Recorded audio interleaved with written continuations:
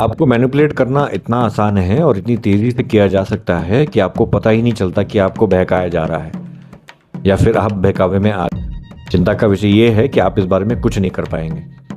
चलिए मैं आपको एक उदाहरण देके समझाना चाहूँगा कि आपके साथ ये कैसे होता है।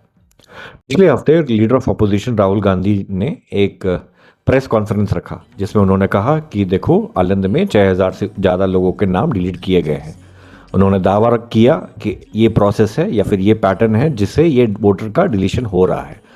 ठीक है, कहीं और कोई भी बैठ के मोबाइल से ये वोटर लिस्ट आराम से डिलीट कर रहा है।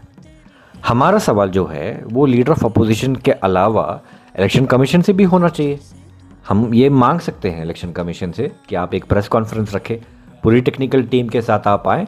प्रेस कॉन्फ्रेंस के दौरान आप कहें कि ये जो क्लेम है या फिर दावा लीडर ऑफ अपोजिशन ने रखा है वो गलत है, या फिर एक इंक्वायरी कमेटी बैठाएं या फिर इन्वेस्टिगेशन करें और हमको बताएं, ताकि हमारा विश्वास जो लोकतंत्र है, जो इलेक्शन का जो प्रोसेस है उसमें बना रहे।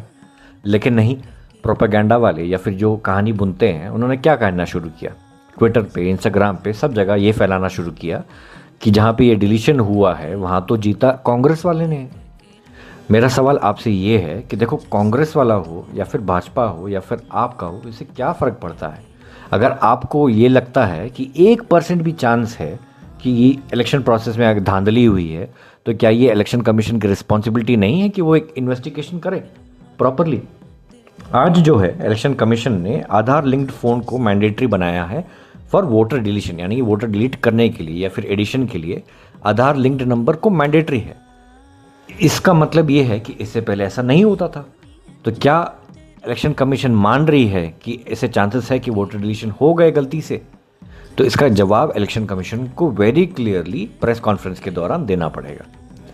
इलेक्शन कमीशन ने जो सेफ गार्ड रखे हैं कि देखो, कोई जो बूथ लेवल ऑफिसर है वो घर पे जाके वेरीफाई करेगा डिलीशन का, ये सब क्लियरली हमको बताया जाए।